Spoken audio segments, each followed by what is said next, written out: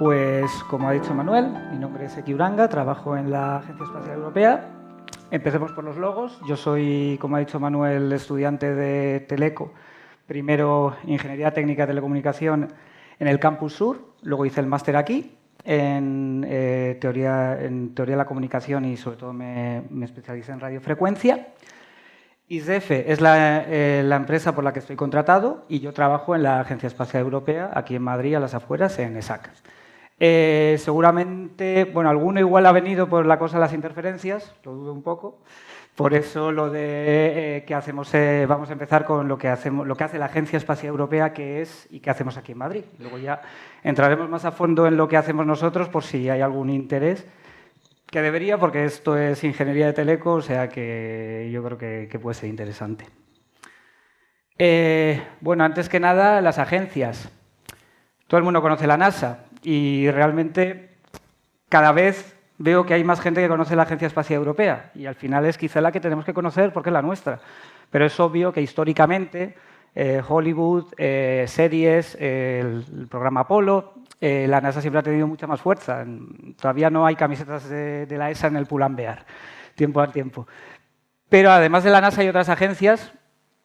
Hay muchas más de las que aparecen aquí. Roscosmos era la que pertenecía a la Unión Soviética, ahora a Rusia.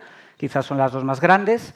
Luego, ahora está muy fuerte la agencia china porque obviamente el espacio es algo que está todavía mucho por descubrir y es muy interesante. También está JAXA, que es la japonesa, y ISRO, que es la india, que también tiene bastante potencia. Pero la nuestra es la Agencia Espacial Europea, que también está muy bien situada. Hay bastante cooperación con... ¿Se me oye? Hay bastante cooperación con la NASA, también con JAXA. Y si entramos más a fondo, la Agencia Espacial Europea, su objetivo es la exploración pacífica y uso del espacio en beneficio de todos. Se fundó en el año 75 con 10 miembros y actualmente son 22 Estados miembros, que son los que aparecen ahí, en azul oscuro, pero bueno, hay algunos en azul clarito que realmente son estados asociados que próximamente entrarán o simplemente participan en algunos programas a la vez que la ESA. También ahí arriba se ve que Canadá también está azulado porque Canadá también tiene bastantes programas en colaboración con la Agencia Espacial Europea. Actualmente tiene en torno a 5.000 empleados y el presupuesto para 2024 es de casi 8.000 millones de euros, que parece que es una burrería y mucha gente puede decir, quizás se gasta demasiado en espacio, pero si luego pasamos a desglosarlo por persona, pues son solo en torno a 14 euros por persona y visto luego lo que se recupera de todo ese dinero para industria de todos los países, conocimiento, etcétera, pues realmente es una suscripción de Netflix, o sea que yo creo que se puede asumir. Su sede central está en París. Además, tiene otros 7 centros en Europa y luego un puerto espacial en la Guayana Francesa, que aprovechando su geografía, ya que se pueden lanzar hacia zonas no pobladas, que es como hay que hacerlo, pues cuando es un lanzamiento ecuatorial tenemos el Atlántico hacia un lado y cuando es polar, pues también tenemos el Atlántico y el Caribe hacia el norte. El Centro Espacial de la Guyana, o sea, la ESA lanza los lanzadores desde ahí, pero realmente pertenece al CNES, a la agencia francesa, y Arianespace, que es la compañía que lo explota. Volviendo a los centros de la ESA, tenemos para empezar la sede central, que está en París, que es donde está toda la dirección, recursos humanos, etc. Luego en Esrin, en Roma, bueno, en Frascati, a las afueras de Roma, tenemos el Centro de Observación de la Tierra, que están todos los satélites de observación de la Tierra y también el proyecto del lanzador Vega se acoge allí, ya que es un lanzador de origen italiano. En STEC es digamos, el centro más grande de la ESA, está en Holanda, en Norwich, y es el Centro Europeo de Investigación y Tecnología Espacial. Y ahí está todo el corazón tecnológico de la ESA, también se hacen todas las pruebas de los satélites que se van a lanzar, las sondas, etc. ESOC es el Centro Europeo de Operaciones Espaciales, que está en Darmstadt, en Alemania, y ahí se hace todo el control y el seguimiento de todas las misiones, todas las satélites y naves de la Agencia Espacial. Por otro lado, tenemos EAC, que realmente pertenece en parte a la agencia alemana, pero es el Centro Europeo de Astronautas, que está en Colonia, y últimamente con la selección de los nuevos astronautas, que hay 2 españoles, de hecho, pues últimamente se ha hablado bastante porque ellos ahora mismo están allí entrenando y digamos que es su casa. Por otro lado tenemos EXAT, que está en Inglaterra, que es el Centro de Telecomunicaciones Espaciales, está cerca de Oxfordshire, y también se dedica a actividades de comercialización y colaboración para otros proyectos espaciales. ESSEC, que se llama Centro de Seguridad Espacial y Educación, que está en Bélgica y forma parte de la red de estaciones terrestres y también alberga centros de operaciones científicas y archivo. Y por último, el que tenemos aquí a las afueras de Madrid, que es ESAC, que es el Centro Europeo de Astronomía Espacial, y alberga los archivos y el Centro de Operaciones Científicas para las misiones astronómicas y planetarias de la ESA. Vamos a centrarnos en lo que hacemos aquí en Madrid, aunque ya tenéis globalmente todos los centros que hay en la ESA y cada uno, como veis, está especializado en cosas distintas. Y el nuestro aquí, ESAC, alberga, como hemos dicho antes, las operaciones científicas y también las misiones de astronomía y exploración del sistema solar. En esos logos tenemos unos cuantos de misiones que se operan y se gestionan desde ESAC. Son todos misiones del sistema solar y más allá. Y también se desarrolló el ESA Sky, que es el software de nivel alto para visualizar todos los productos de esas misiones. Digamos como un Google Earth del espacio.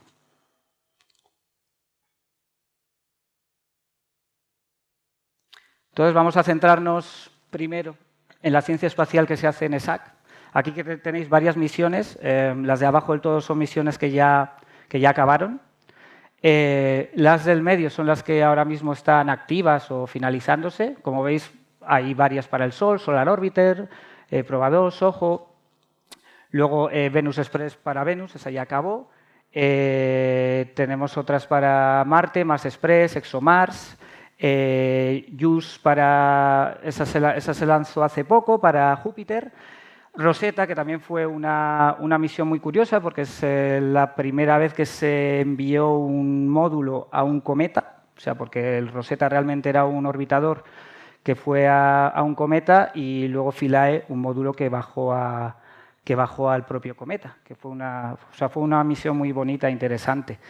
Y luego hay también futuras misiones, la misión de Marte que se ha ido retrasando un poco, que incluye un rover, el rover de ExoMars, y luego otro tipo de misiones también para el sistema solar.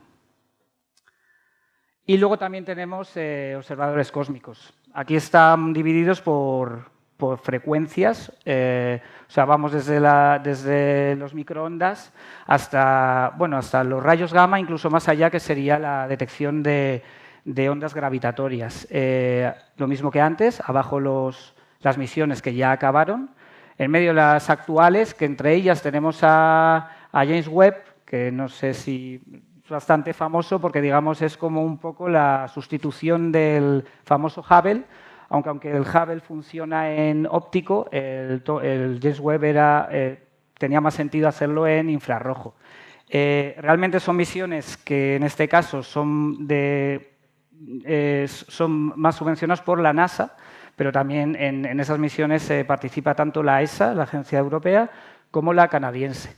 Y luego tenemos otras misiones curiosas que también hacemos desde SAC, que son Gaia, que ha estado mapeando toda la galaxia, desde la órbita de la Tierra, por cierto, y Keops, que es para encontrar exoplanetas.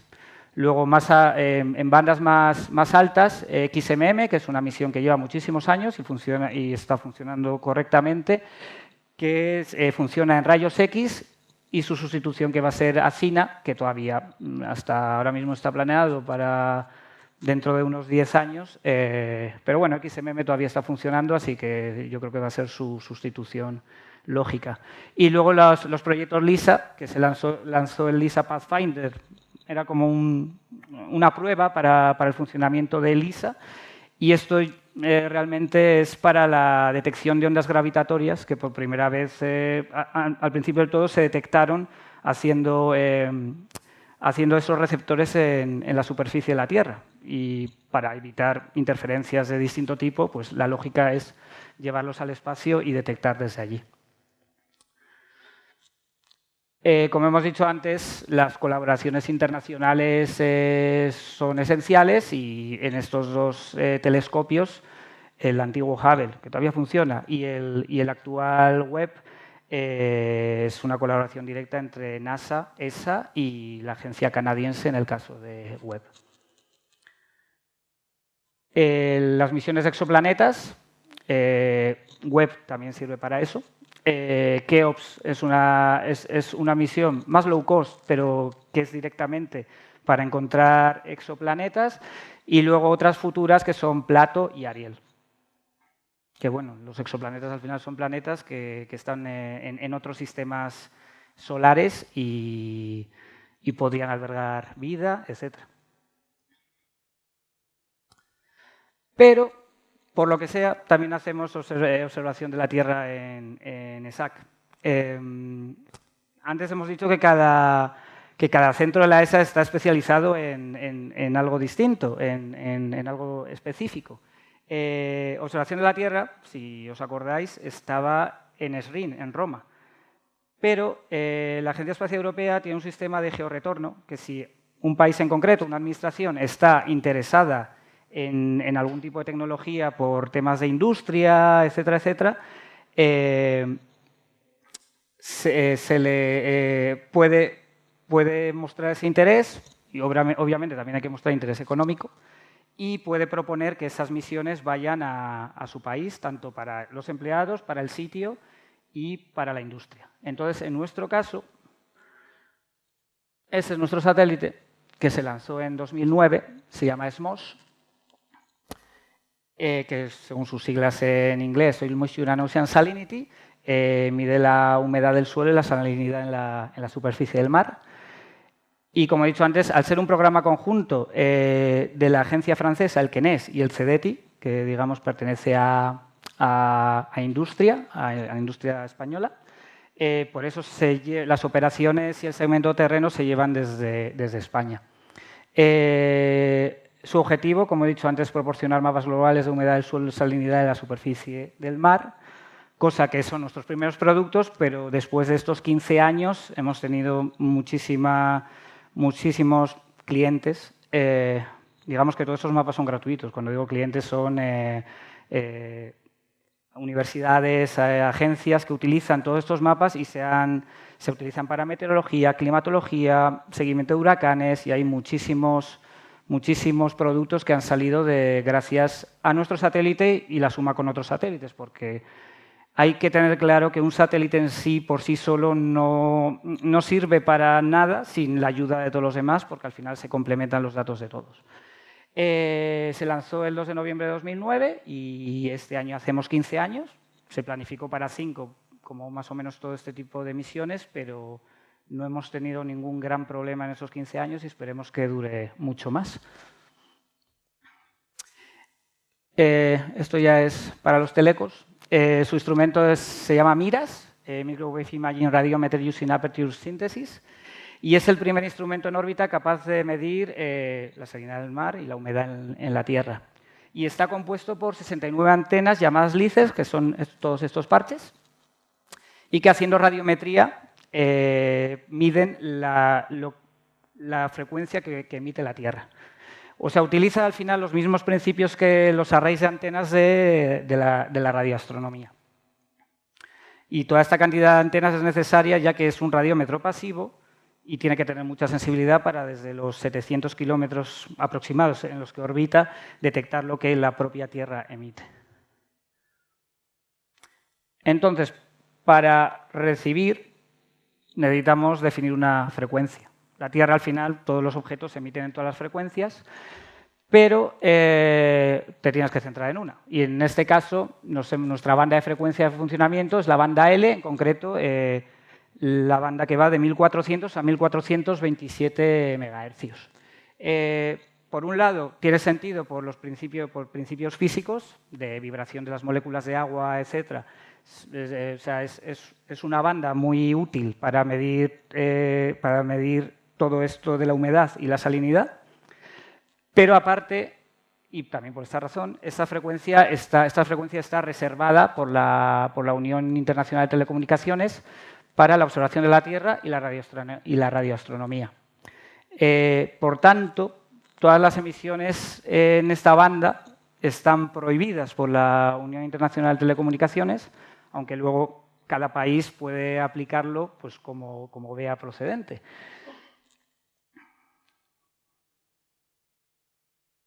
Entonces, cuando lanzamos, en 2009, bueno, ya los primeros productos en 2010, esto sería un mapa de tierra en concreto, porque hacemos separación entre mapas de tierra y de mar. Esto sería un mapa de tierra pues, esperado. Al final, esto nosotros lo medimos en Kelvin y en teoría y en práctica, la Tierra no emite a más de 300, 350 Kelvin. Más allá de eso sería algo artificial. Pero esto es lo que recibimos. Y no nos lo esperábamos. Lo rojo es malo, obviamente. Pero, claro, estos son 350 Kelvin, el límite que está puesto en este mapa, pero obviamente eso es mucho más. Y la razón de esto realmente son las interferencias de radiofrecuencia, que por sus siglas en inglés pues las llamamos RFI. ¿De dónde vienen? Pues esto, por ejemplo, sería cogiendo un analizador de espectros, lo que veríamos en nuestra banda reservada. Y obviamente en bandas menores y en mayores pues tenemos servicios activos de compañías, de televisión, etcétera, que emiten. En principio no debería haber ningún problema si se respeta todas estas bandas, pero podemos tener problemas como que alguna compañía, cualquier servicio está emitiendo en una banda adyacente y lo está haciendo en principio bien, pero por no filtrarlos lo suficientemente bien se nos cuela algo. Y ahí ya nosotros no estamos midiendo lo que emite la Tierra, porque hay que recordar que la Tierra emite muy, muy poco. Entonces, a nada que subamos un poco el nivel de lo que emite la Tierra, pues es el dato de ese píxel donde estamos nos lo satura. Y luego también hay otras posibilidades, que es que el emisor interferente emita dentro de la misma banda de la nuestra. Puede ser sin querer, puede ser queriendo, puede ser incluso un armónico de otra frecuencia que se cuele ahí. Hay muchísimos casos. Entonces, esta digamos que es nuestra banda protegida, Earth Exploration, Radio Astronomy e investigación. Claro, la frecuencia es algo limitado y realmente vale mucho dinero. O sea, cuando hemos tenido un cambio de la TDT, que luego ha entrado telefonía, vienen las compañías, pagan mucho dinero por eso. Entonces, al final esto se nos está dando gratis, en verdad, a la sociedad, porque tiene mucho sentido, pero es un recurso económico que no se está utilizando. Pero claro, es que resulta que la frecuencia es muy grande. Quiero decir, nos podemos permitir utilizar pequeñas bandas, que en este caso es la banda L, este pequeño trocito de tarta.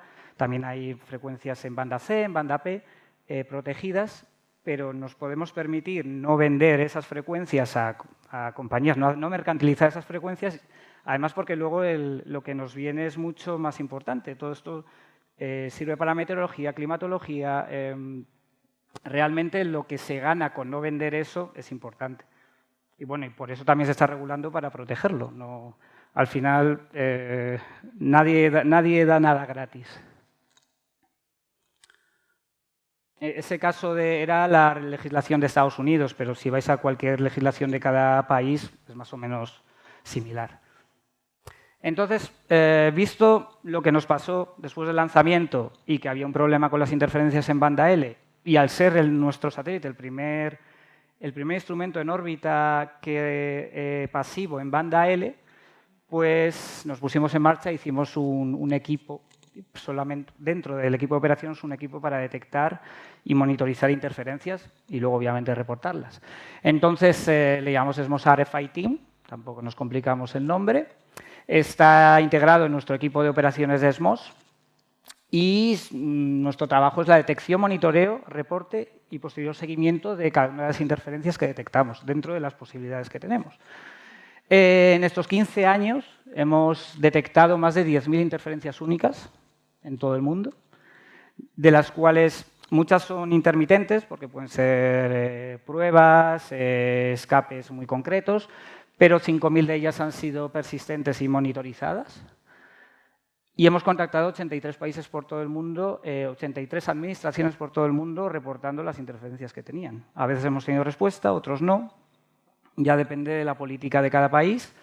A veces quizá nos han hecho caso, no nos lo han dicho. Otras veces sí que hay relación directa. Es un mundo todo esto. Al final también entra la privacidad de cada país, sus paranoias, etcétera, etcétera. Pero al final yo creo que sí que está funcionando nuestro trabajo.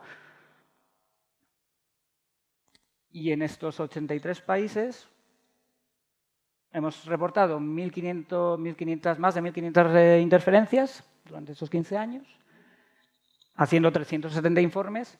Y también se ha habilitado, y nosotros hemos hecho una plantilla para reportar en la ITU, y se hace a través de un portal que se llama SIRS, en la que cualquier ente, cualquier organización puede reportar interferencias y es la propia ITU la que se pone en contacto. Bueno, realmente las agencias se ponen en contacto con las administraciones de los países, pero todos los países tienen acceso a la ITU. Entonces, si en algún momento alguien reporta algo de un país concreto, la administración de ese país lo va a ver y va a saber que alguien ha reportado una interferencia en ese lugar. Luego, la decisión que tome cada país de actuar, no actuar, ya depende un poco de la legislación de cada país, de en qué momento esté geopolíticamente, etc. Y por poner unos ejemplos, y por lo que he dicho que yo creo que nuestro trabajo ha servido para algo, para liberar la banda L de ciertas interferencias, aquí tenemos la comparativa de un mapa. Estos son mapas de probabilidad de interferencia. No es el nivel de potencia que se recibe en cada punto, sino que lo que no es azul es que ha habido interferencia en algún momento. Eso es el porcentaje de píxel contaminado por interferencia durante un periodo de 15 días. Entonces, incluso lo verde, lo que es 0,25, es que el 25% del tiempo ha habido una interferencia durante esos 15 días. Esta es la situación de enero de 2010 y esta de junio de 2019. Tenemos muchísimas interferencias puntuales, pero digamos que se quitó bastante grueso. En China es un país de los concretos que reportamos y no tenemos respuesta, pero sí que vemos que hay una mejora. También se debe a que la agencia china cada vez está más interesada en tener limpio su territorio, porque ellos también tienen satélites en banda L. Y esto es un caso concreto, pequeño, Guatemala. Y además, si veis, la diferencia es solo un mes. Aquí reportamos 4 interferencias y en un mes las encontraron y las quitaron. Poniendo interés y medios, se puede tener la frecuencia limpia. Entonces, la pregunta es, ¿qué genera las interferencias? Pues en muchos casos, propios radioenlaces, radares, antenas de radiodifusión, pues, que estén más filtradas. A veces no es que estén más filtradas, que simplemente el radar quiere, en temas militares, quiere verlo en todas las frecuencias. Entonces, se pone por encima la seguridad de un país con tener esa banda libre. Pero ya he dicho, es una banda muy pequeña que yo creo que se puede modular de alguna manera. Estas son cosas lógicas, porque al final se emiten a muy altas potencias y a nada que haya algo medianamente mal filtrado, se puede colar en nuestra banda. Pero lo que he dicho antes, que también hay cosas muy pequeñas. Aquí tenemos transmisores de videovigilancia, amplificadores de televisión, incluso hemos tenido casos de teléfonos inalámbricos, de los DECT típicos que puedes tener en tu casa, que han interferido. Estaban configurados en su frecuencia, pero por lo que sea, al filtrarlo, estaban mal filtrados y entraban. Y de hecho, aquí tengo un ejemplo. Esto se puede comprar directamente en AliExpress.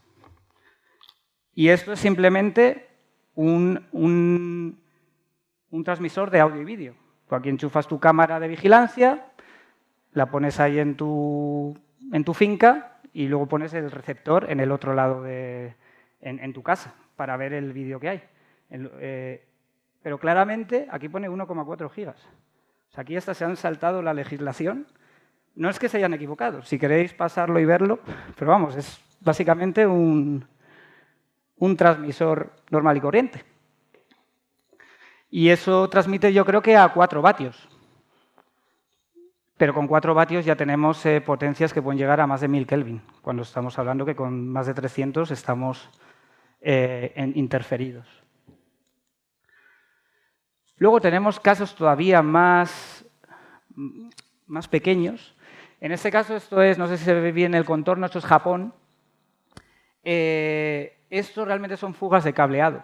En las instalaciones de antenas de recepción de satélite, pues o están mal aisladas tanto los equipos que hay en las antenas o el cableado, o la instalación se ha hecho no correctamente, que claro, una de ellas no nos hace nada, pero si os fijáis tiene la forma, bueno, si conocéis Japón, de la zona urbana de Japón. Eso es la suma de miles o millones de usuarios de receptores de satélite que sus instalaciones de sus tejados están sumando fugas en banda L y ahora mismo esto tiene mala solución. Sería cambiar miles de equipos de tejados.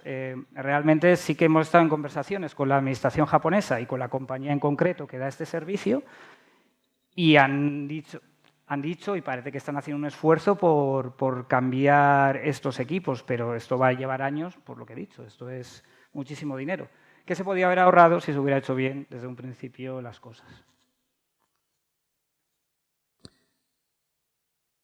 Luego tenemos curiosidades. Por ejemplo, lo lógico es encontrar interferencias siempre en tierra, porque en el mar, pues en general, excepto los barcos, no hay nada artificial. Pero estos son puntos concretos y después de analizar, pues encontramos que eran plataformas petrolíferas que tendrían sus equipos de comunicaciones, etcétera, y de ahí encontramos pues, que también era un punto que nos podía dar interferencias. Y luego este caso concreto de 2019, ahí veíamos, esto es el Báltico, esto es Suecia, Polonia y hacia allí está Rusia. Y digamos, estos son interferencias que se ven días distintos, en fases distintos del satélite. Entonces, cogiendo todos los puntos, no está hecho muy fino, pero si seguimos la línea, seguimos que eso llega a una línea. Esto es 2019. Y buscando de qué podía ser algo que se estuviera moviendo para adelante y para atrás todo este tiempo, vimos que entre Alemania y Rusia estaban haciendo un gasoducto con un barquito y seguía exactamente esa línea. Claro, en esa época no sabíamos lo que era el Nord Stream 2 y dijimos qué curioso. Ahora ya pues sabemos que esto luego ha tenido otras connotaciones y creo que además ahora mismo ni existe. Pero la fabricación del propio gasoducto lo pudimos ver solamente siguiendo las interferencias que seguramente uno de los barcos instaladores estaba utilizando. Y lamentablemente hoy en día volvemos a tener muchísimas interferencias.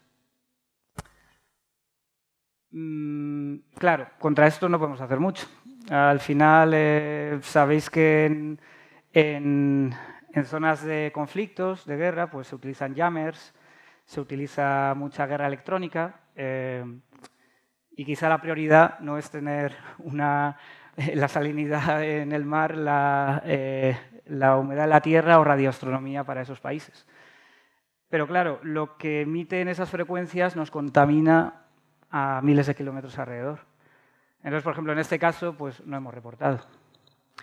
Vemos distintas fronteras.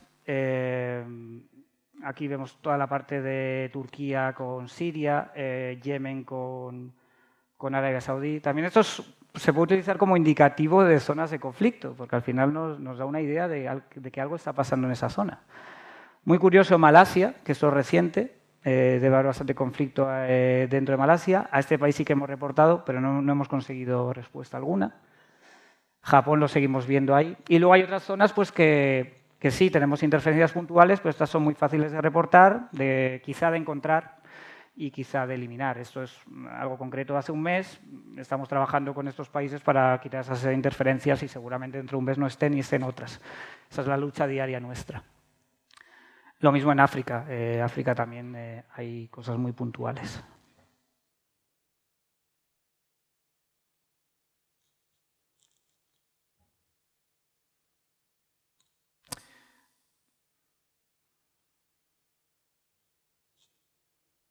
El futuro de las interferencias. Pues, para bien, cada vez tenemos más equipos inalámbricos. Esta es una estimación de hace un par de años de cómo estaba la cantidad de equipos inalámbricos que había en el mundo y a lo que iba. Esto se corta en 2020 con 50 billones y obviamente va hacia arriba. Cuanto más equipos inalámbricos hay, más probabilidad de que haya más equipos interferentes porque estén mal configurados, etc. Entonces, la parte positiva es, al final, los equipos inalámbricos es algo que nos facilita mucho la vida, pero también hay que tener en cuenta que hay que tener mucho cuidado porque el espectro radioeléctrico es un bien limitado y es verdad que nos estropea nuestra señal de la Tierra para hacer nuestra ciencia, pero también puede haber problemas entre comunicaciones de equipos activos. O sea, no es solo un problema de la tecnología pasiva, sino que hay las interferencias juegan todos. Entonces, hay que tener en cuenta esto, no por ello criticar que esto vaya hacia arriba, creo que es positivo, pero tener muy en cuenta y mucho cuidado con la instalación, el diseño de todos estos equipos. Por suerte no estamos solo en esto, aunque lo que he dicho antes como agencia, como satélite y como observación en banda L, ESMOS fue el primero, pero SMAP, que es un satélite equivalente de la NASA, que se lanzó 5 años después, también hace su reporte de banda L, tiene más o menos la misma frecuencia. Y luego, por parte de la ESA hay futuras misiones, BioMass y CIMER, que ya sabiendo esta problemática, pues ya están planteando en tener sus equipos de detección de interferencias, además de lo que es la misión en sí. Y además con esto no añadimos más bandas a nivel global. La nuestra ahí en NASA es la banda L, pero BioMass va en banda P, que está en torno a 400 MHz, y luego CIMER también en banda C, que va alrededor de los 4.000, 5.000 MHz. Y por otro lado tenemos la radioastronomía, que ellos sí que están muy en línea de las interferencias, pero su caso solo detectan las interferencias que tienen en su entorno. Entonces, está muy bien, ellos reportan, además ellos trabajan en todas las bandas, pero se limitan a su entorno. Entonces, las sinergias entre los dos mundos son importantes, cada uno aportando lo que pueda. Entonces, el objetivo de todo eso es la concienciación. Primero, los afectados, que en este caso somos nosotros, la observación de la Tierra y la radioastronomía. Lo que decimos en todos los congresos, en todas las conferencias, en todas las reuniones, que hay que reportar, reportar y reportar. Luego ya las agencias, las administraciones nacionales, etcétera, ya verán lo que hacen, pero lo importante es reportar y que conste. Vosotros, como ingenieros, los técnicos, la industria, pues al diseñar algo, en el caso de los técnicos al instalarlo, la industria también al contratar para diseñar algo, tendríais que tenerlo en cuenta al diseñarlo.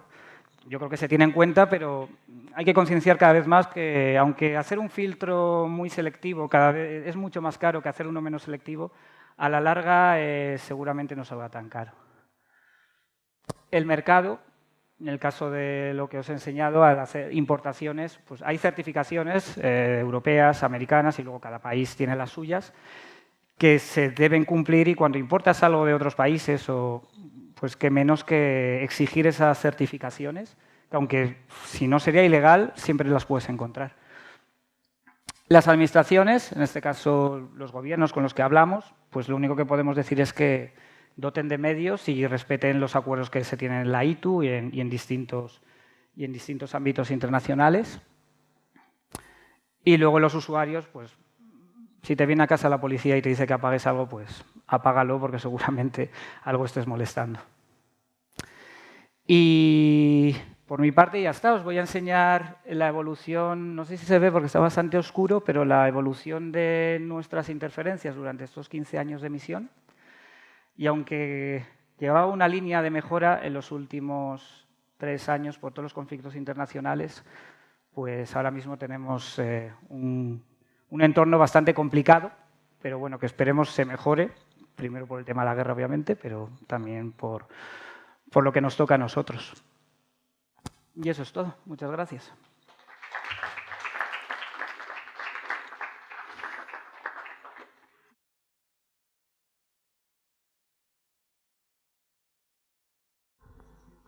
Muchas gracias por la presentación, muy bien presentado y muy interesante. Quería preguntarte sobre los efectos negativos que tienen estas interferencias, cómo afectan en realidad, qué cosas impiden o qué es lo que hacen en radioastronomía o en otras aplicaciones esas interferencias. O, en cierto modo, cuán grave es el impacto de esas interferencias. En nuestro caso, por mucho que se intentan hacer, o sea, todo píxel con interferencia son datos inválidos, porque ya estás cambiando lo que son los datos reales. Se suelen hacer algoritmos para limpiar todo eso, pero por ejemplo, en nuestro caso, nuestro satélite, como no se esperaba que tuviera interferencias o esa cantidad de interferencias, es un radiómetro que filtra todo, que no filtra, que es una sola banda, integra todo y te baja los datos. Luego ya cuando se lanzó SMAP puso un banco de filtros. Entonces, si es verdad que entra una interferencia en uno de los bancos de filtros, lo eliminas, o sea, en una de las bandas, lo eliminas y te quedas con lo demás. Y aunque los datos no son completos, sí que son válidos porque no están manchados. Luego hay otros tipos de mitigación de interferencias. Pero realmente cualquier píxel con interferencia es dato inválido, y no solo el del propio píxel, sino también del entorno. Poco se puede hacer. Más que todo este tipo de mitigación, que hay que pensarlo antes de lanzar la misión, y de hecho ahora cuando viene Encimer ya tiene mitigación on-board, con polarizaciones, etcétera, etcétera. Entonces, y en radioastronomía, que no es mi campo, pues entiendo que lo mismo. Si tienes una interferencia, ese dato ya no vale. Puedes hacer elucubraciones, puedes coger un time slot donde no haya nada, pero justo el dato que tanto en tiempo como en frecuencia esté contaminado, basura.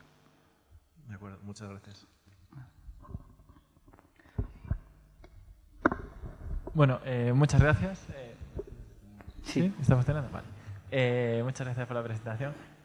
Por curiosidad, ¿los píxeles, en qué resolución manejáis más o menos de distancia? ¿Los píxeles son 100 kilómetros? Claro, 50, depende del instrumento. El nuestro también depende de la latitud. Pero digamos que nuestro píxel son 36 kilómetros de diámetro. Lo que pasa es que luego nosotros, al hacer procesado, porque luego no pasa no es exactamente el mismo píxel donde pasa, pues podemos bajar a 18 kilómetros de resolución más o menos. Y luego para encontrar las interferencias es el problema, que claro, tú le dices, está aquí.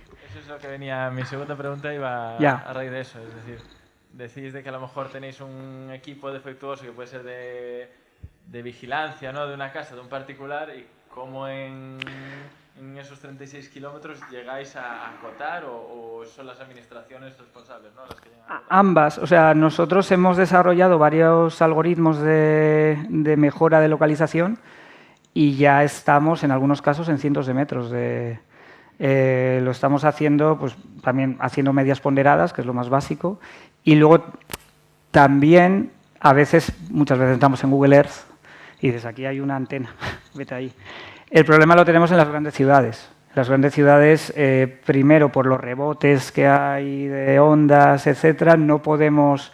Nuestros algoritmos para mejorar la geolocalización no son tan eficientes, y los de las administraciones para encontrar las interferencias, pues más complicado, al ser más urbano. Pero sí, nosotros ya no manejamos los 36-18 kilómetros, ya después de mucho procesado, porque no lo vemos solo en un pase. lo vemos en mucho, pues digamos que la media es 1 o 2 kilómetros, que para lo que tenemos no está mal, para encontrar algo puede ser bien o mal, y a veces hemos bajado a cientos de metros, o sea que, y seguimos intentando hacer mejoras con eso. Pero eso es nuestro caso. Cada satélite tiene su resolución y ya a partir de ahí, pues... Pues muchas gracias. ¿Más preguntas? ¿Curiosidades?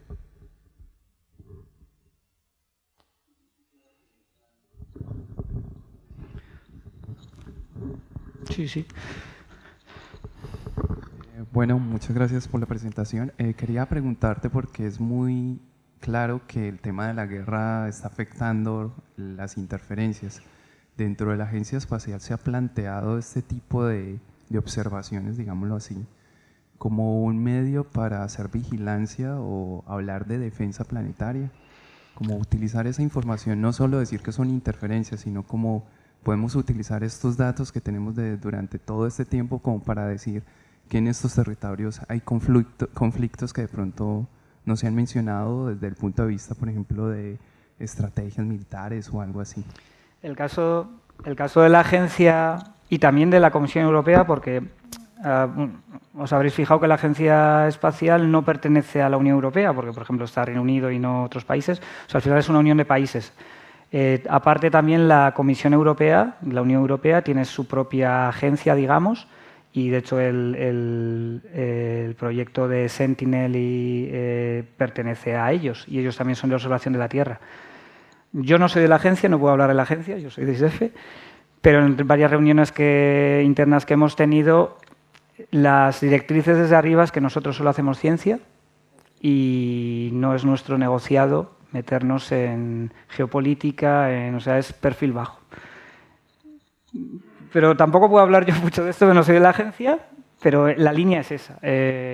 Y nosotros tenemos que tener mucho cuidado, por ejemplo, aquí, o sea, estos mapas son públicos, son a nivel muy alto, pero de no publicar coordenadas de interferencias, eso lo tenemos solamente para cuando hablamos directamente con las administraciones. Entonces, a nivel político, la agencia es ciencia. No, en principio no se va a meter en estos asuntos.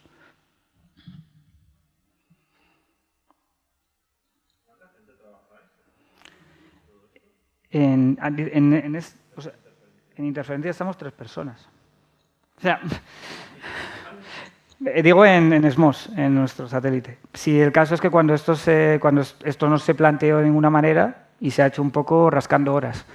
También nuestro trabajo es hablar mucho de esto para que se le dé la importancia necesaria para que en nuevos proyectos, nuevas misiones, se destine un dinero a esto. Y siempre nos hacen esa pregunta, ¿cuánto dinero, cuánta gente hay involucrada en esto?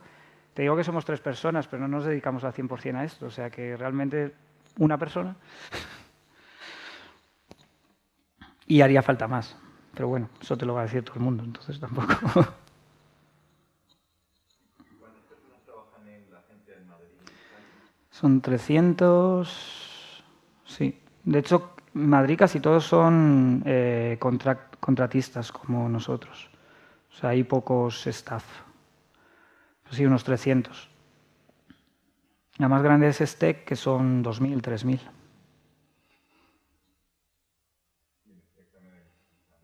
Sí, mucho, mucho.